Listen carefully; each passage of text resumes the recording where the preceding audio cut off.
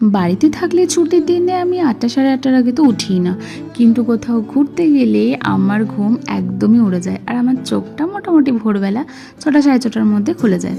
So সকালবেলা আমরা দুজন মিলে চলে গেছিলাম একটু সি বিচের ধারে, আর এই সুন্দর মতো দুটো শঙ্খ পল্লব কুড়িয়ে পেয়েছিল বিচের ধার থেকে। মন্দারমণিতে এটা ছিল সেকেন্ড ডে, আর আমরা বিচ থেকে এসে একটু ফ্রেশ ট্রেশ হয়ে চলে গেছিলাম ব্রেকফাস্ট করতে। কমপ্লিমেন্টারি ব্রেকফাস্ট ছিল আর প্রচুর আইটেম ছিল। ব্রেকফাস্টটা করে আমরা আজকে ঠিক করেছিলাম যে একটু তাড়াতাড়ি পুলে যাব আর বেশিক্ষণ থাকবো না, কারণ রোদ্দুরটা খুব উঠে গেছিলো আর ভালোও লাগছিল না বেশিক্ষণ পুলে থাকতে। তারপর আমরা তাড়াতাড়ি করে রুমে চলে আসি, সবাই মিলে একটা রুমে বসে আমরা তাস খেলছিলাম, উনো খেলছিলাম, আর এরা দুজন সমানে চিটিং করে যাচ্ছিল।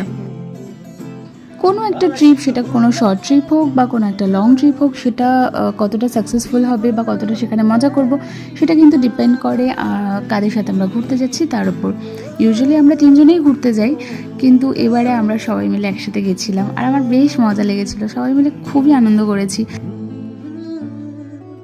মোহনার কাছে নাকি প্রচুর লাল কাঁকড়া আছে, আর সেটা দেখাবে বলেই টোটোওয়ালা আমাদের মাথায় টুপি পরিয়ে টাকা নিয়ে তো গেছিলো, কিন্তু লাল কাঁকড়াও একটাই দেখতে পেয়েছিল।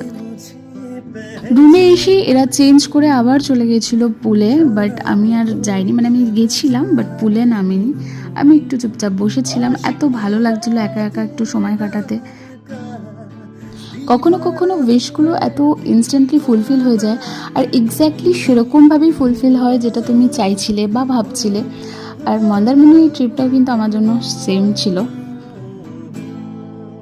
এই ট্রিপে আসার 2-3 দিন আগেই আমি জাস্ট ভাবছিলাম যে এরকম একটা জায়গায় গেলে বেশ ভালো হয়, যেখানে খুব বেশি ক্রাউড থাকবে না, একটু নিরিবিলি থাকবে, আর সি বিচের ধারে এরকম বসে থাকবো রাত 12টা পর্যন্ত। তখন কিন্তু বিশ্বাস করো এই ট্রিপে আসার কোনো রকম প্ল্যান ছিল না, কিন্তু হঠাৎ করে এই ট্রিপটা যখন ঠিক হয় তখন না ভীষণ মনের মধ্যে আনন্দ লাগছিল। লাইফে বেশি কিছু চাই না, বাস বছরে 2-3টে এরকম উইশ ফুলফিল হোক, তাহলেই হবে, আর কিছু লাগবে না। So yeah, that's it for today. Bye.